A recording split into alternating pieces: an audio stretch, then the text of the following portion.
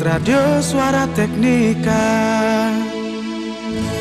satukan cita, wujudkan mimpi di SMK Negeri 3 Singaraja. Lewat Radio Suara Teknika,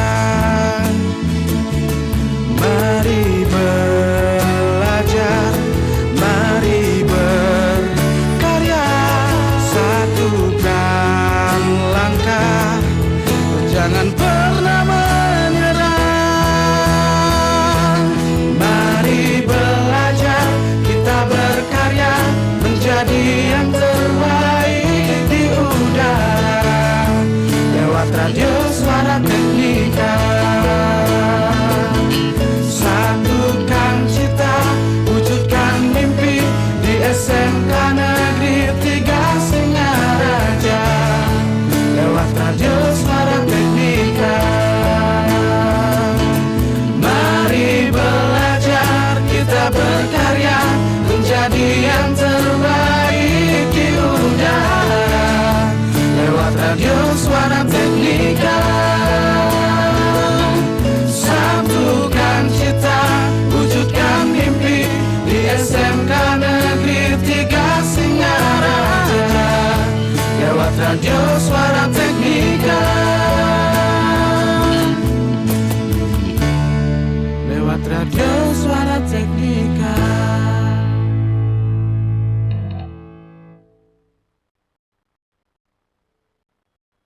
The best mix of music. 107.7 FM.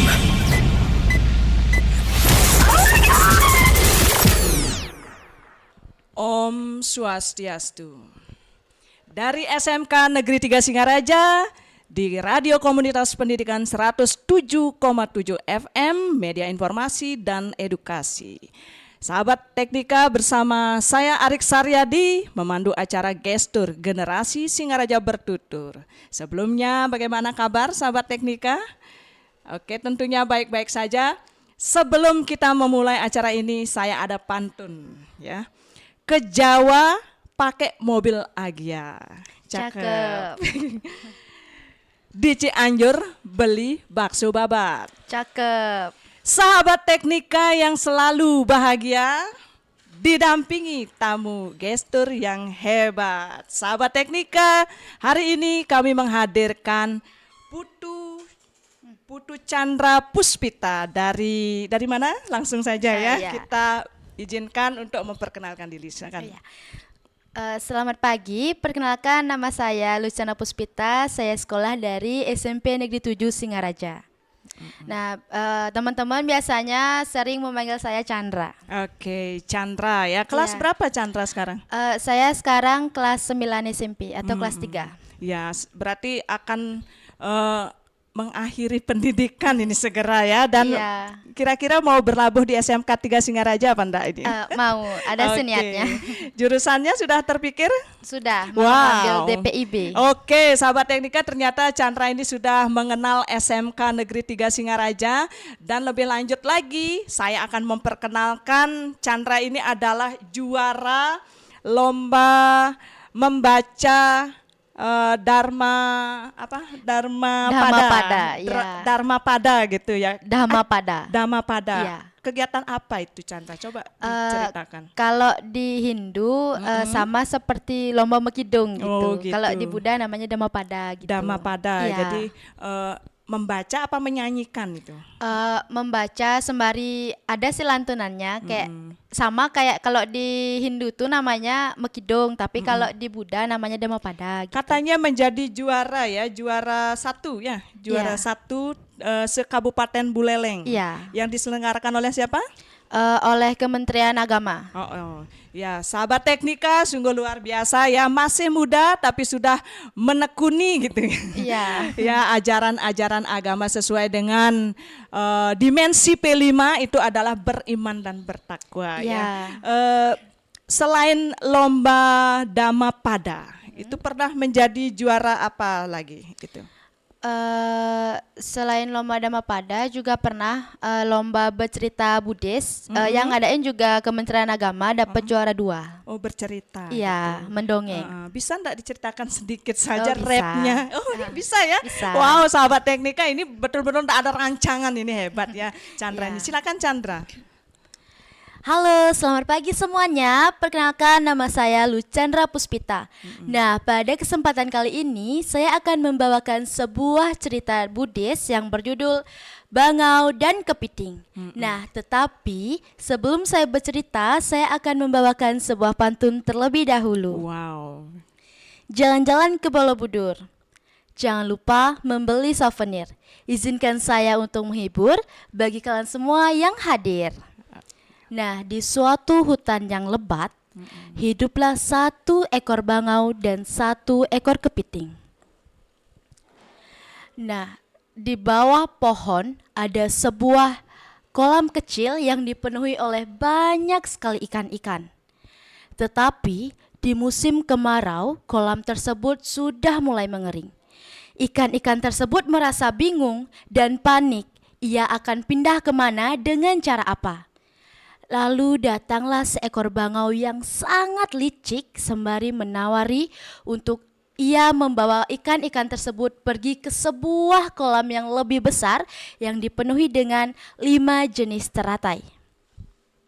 Namun, ikan-ikan tersebut tidak menghiraukan penawaran bangau.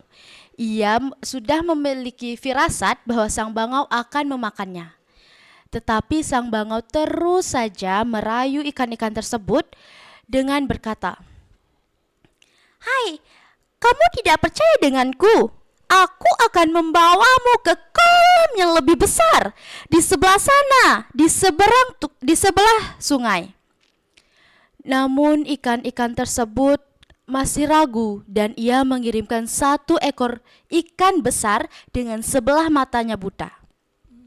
Salah satu ikan berkata, "Pergilah, bawa 1 ikan besar tersebut yang sebelah matanya buta. Kamu boleh mengapakan saja dia. Namun, jika kamu benar membawa dia ke kolam yang lebih besar, kita akan mengikutimu." Nah, dengan rasa senang hati, sang bangau pun membawa ikan besar tersebut ke kolam yang telah ia katakan. Setelah membawa ikan tersebut ke kolam itu, bangau pun kembali. Ikan tersebut menceritakan betapa indahnya kolam tersebut dengan berkata, "Hai teman-teman, benar, kolam tersebut sangat besar, dihiasi dengan 5 jenis teratai." Ikan tersebut dengan bodohnya mengiyakan penawaran sang bangau. Sang bangau membawa 1 persatu ikan. Namun, sang bangau tidak membawanya ke kolam besar tersebut, tetapi membawanya ke sebuah pohon di tepi sungai lalu menyantap ikan-ikan tersebut. Hingga tidak ada 1 ikan yang tersisa di kolam kecil tersebut. Sang bangau lalu kembali dengan hati yang serakah melihat seekor kepiting. Dan dengan tipu muslihat yang sama, sang bangau juga menawarkan kepiting tersebut untuk dibawanya ke kolam yang lebih besar. Namun sang kepiting tidak mau. Dia pun berpikir, "Jika bangau ini benar membawa saya ke kolam tersebut, aku akan memiliki hutang budi kepadanya. Namun jika ia akan menyantapku, aku akan mencekik lehernya hingga putus." Lagi dan lagi, kepiting pun mengiyakan permintaan bangau. Kepiting terbang di bawah bangau sembari dipatu oleh sang bangau. Namun sang kepiting sudah melihat bahwa ia akan dibawa ke pohon yang berada di tepi sungai. Ia pun mulai mencekik leher bangau hingga putus. Bangau pun mati karena dicekik sang kepiting, lalu kepiting pun akhirnya berada di kolam tersebut sendiri tanpa ikan-ikan lain karena ikan-ikan lain sudah dimakan oleh sang bangau. Wow, menyedihkan ya ceritanya. Kira-kira intinya ajaran yang ditanamkan atau nilai-nilai itu apa? Dari cerita tersebut kita dapatkan bahwa tipu muslihat tidak akan pernah membawa kebaikan bagimu. Maka karena itu jadilah seorang atau jadilah manusia tanpa ada tipu daya. Oke, luar biasa ya Chandra. Ini ngomong-ngomong kemampuan bercerita ini dari kecil ini. Iya, dari SD kelas 3 kalau nggak salah. Sudah pertama sering ikut. ikut lomba ya. Dan lomba-lombanya itu kan ada dama pada, ada pirata, apa namanya? Parita. Parita gitu ya, maaf ya. Iya. Ini karena ajaran Buddha ini ya. Kemudian ada apa lagi namanya itu? Istilahnya banyak sekali ya, sipadama Iya, gitu. Apa sih yang sipadama. membedakan ketiganya itu? Sifadama itu nama gini, nama Kitab. enggak, nama lomba. Misalnya gimana ya? Semacam tema gitu ya, nama iya. kegiatan gitu. Iya, nama Oh. kegiatan. Kalau parita itu cenderung ke doa-doa. Kalau dhammapada itu lantunan ayat-ayat suci. Sungguh luar biasa anak ini ya. Siapa sih orang tuanya kok bisa secerdas ini? Kecerdasan spiritual itu sulit loh bagi anak-anak sekarang. Coba disampaikan dulu siapa orang tuanya. Oh iya, nama ibu saya Lus Sutarini dan nama ayah saya Gede Budiarse. Oke, Bapak Ibu bersyukur ya punya anak hebat sekali ini. Jadi sudah belajar spiritual itu sejak dini gitu ya. Sehingga jadi nanti apapun ilmu pengetahuan yang masuk itu sudah difilter oleh ajaran-ajaran agama dengan baik tentunya ya. Apalagi nanti bisa bergabung di SMK 3 Singaraja ikut mencerahkan gitu ya, memajukan sekolah nanti ya. Iya. Semoga bisa bergabung di sini dan tentunya harus mendaftar ya. Kalau tidak mendaftar nanti tidak bisa lulus gitu ya. Oke, walaupun sebenarnya Chandra ini punya cita-cita gitu ya. Iya, Cita-citanya apa itu? Dari kecil saya sudah memiliki cita-cita menjadi hakim pengacara dan juga jadi arsitek. Wow, ini ya pengacara, arsitek, ada lagi mungkin penari. Oh Katanya iya. bisa menari Iya, juga bisa. ya. Kenapa tidak lebih tertarik karena bintang-bintang tamu gestur kemarin itu banyak sekali penari gitu. Kenapa tidak bercita-cita jadi penari disebutkan pertama tadi? Iya, soalnya saya udah gimana bisa dibilang bosan soalnya dari kecil udah nari aja gitu. Oh, dari kecil dari bayi. Saya. Enggak. Sahabat Teknika, berbicara tentang pengacara tentunya itu akan berkaitan dengan keadilan dan ketidakadilan ya. Iya. Ini sejak kecil sudah punya cita-cita mulia gitu ya. Sahabat Teknika, Chandra ini di sekolah sangat aktif katanya menabung ya. Iya. Karena kemarin SMP Negeri 7 Singaraja itu dinobatkan menjadi juara nasional konsistensi menabung gitu ya, melalui bank BPR katanya ya. Iya. Gitu. Bagaimana sih program itu kok bisa SMP 7 Singaraja itu memperoleh predikat itu? Oh gini, di SMP 7 itu ada program seminar Semilir ya semilir katanya ya, seminggu 5.000. Kenapa tidak seminggu 500.000 gitu? Berat. Berat ya untuk siswa ya. Jadi seminggu 5.000. Kalau Chandra bekalnya berapa sih setiap hari? Kalau saya di luar jam nabung, di luar hari nabung saya dibekali 7.000 kadang 8.000. Tapi kalau nabung 12 karena nabung 5.000 di hari Rabu. Berarti memang komitmen orang tuanya gitu ya, Iya. sudah melatih juga anaknya menabung. Kalau orang tuanya enggak ngasih uang kan enggak mungkin ya bisa Iya. menabung. Menurut kamu program menabung ini bagaimana? Bagus apa enggak? Gitu. Bagus karena anak muda tuh diharuskan untuk melatih kemampuan untuk menyimpan uang nanti di masa depan kan sudah mendapatkan pekerjaan dan dapat gaji bisa disisihkan Iya, gitu. bisa memanajemen Iya. uang dengan baik tentunya ya. Apalagi sebagai seorang perempuan nanti menjadi ibu rumah tangga gitu ya. Iya. Selain berkarir juga menjadi ibu rumah tangga, masuk kantong kita ya, keuangannya kita harus pandai mengelola sehingga tidak terlilit hutang gitu ya. Iya. Jadi belajar hidup sederhana gitu ya, menjadi kaya ini ajaran Cina juga begitu, Iya. sama ya dengan budaya ada ya.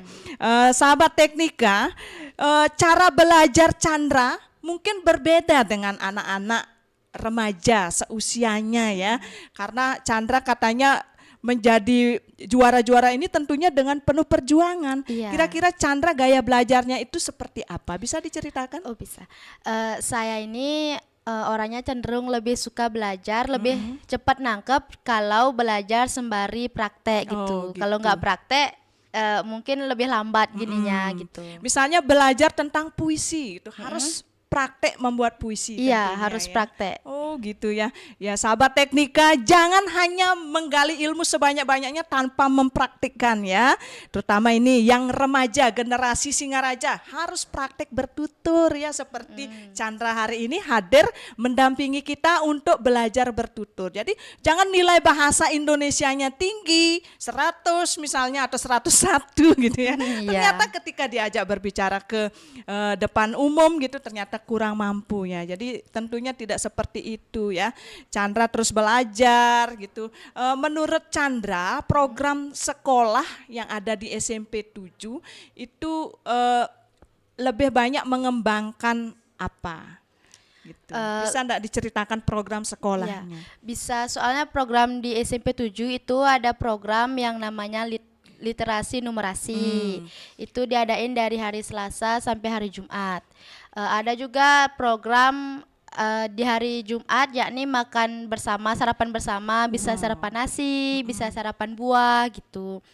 Ada juga namanya program Bajra yakni di hari Selasa sampai hari Sabtu. Di hari Selasa tuh di paginya kita sekolah, sembahyang, terus ada hening 5 menit siswanya. Habis itu baru literasi atau enggak numerasi. Habis itu kalau hari Sabtu kita rutin ngadain senam atau enggak jalan santai. Wow, ternyata paketnya lengkap ya di SMP 7 Singaraja. Itu mulai dari mengheningkan diri gitu ya, karena sangat perlu tentunya ya.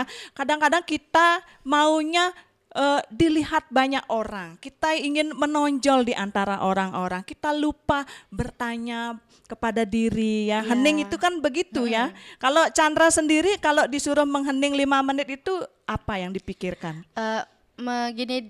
Bertanya kayak terima kasih, makasih ke diri sendiri kalau udah kemarin-kemarin udah lewat, sekarang mulai lagi dari yang awal, kesalahan kemarin jangan diulangi gitu. Ya, jadi betul-betul tahu diri gitu ya. Iya. Tidak hanya kita dinilai oleh orang lain, tapi kita juga bisa melakukan penilaian terhadap diri. Kalau memang diri kita baik, kita puji kan begitu ya. Iya. Kalau kita jelek, kita marahi, hei kamu jangan mencuri gitu ya Iya. misalnya ya. Sahabat Teknika, Chandra ini paham sekali tentang program-program sekolahnya ternyata ya. Pantas ya jadi juara ya. Sahabat Teknika, literasi di Indonesia itu katanya nilainya sangat rendah ya. Iya.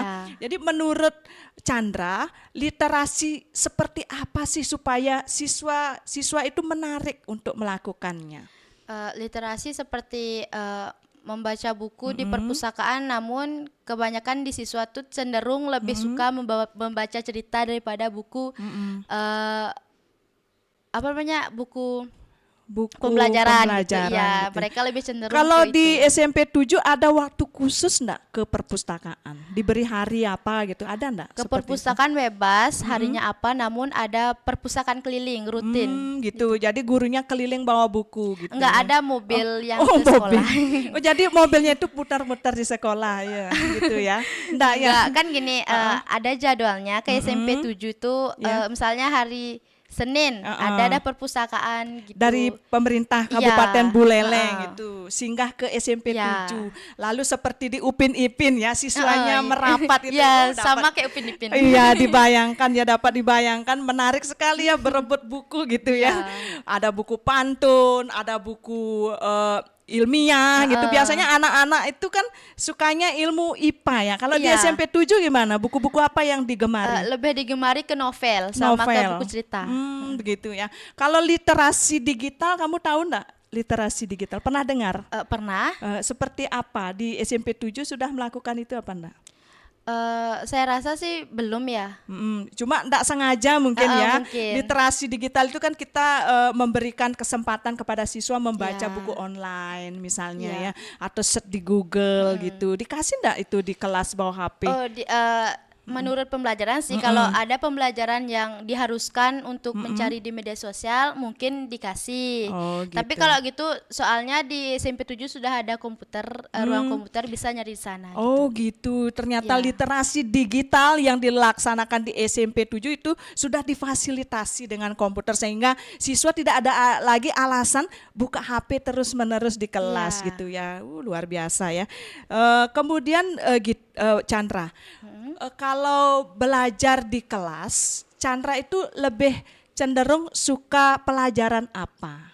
Lebih suka pelajaran bahasa Inggris sama bahasa Indonesia, juga sama matematika. Oh, kenapa sih begitu? Apa gurunya cantik, ganteng atau gimana? Enggak, karena saya Berpengaruh apa enggak itu wajah guru berpengaruh dengan- juga sebenarnya. Oh, gitu ya. Lebih tapi berpengaruhnya tuh lebih ke cara mengajarnya Oh aja. gitu, bukan fisiknya, bukan cara seksinya. mengajarnya. Luar biasa ya. Bisa menilai, siswa-siswa itu bisa menilai gurunya, tidak harus cantik atau operasi plastik gitu ya.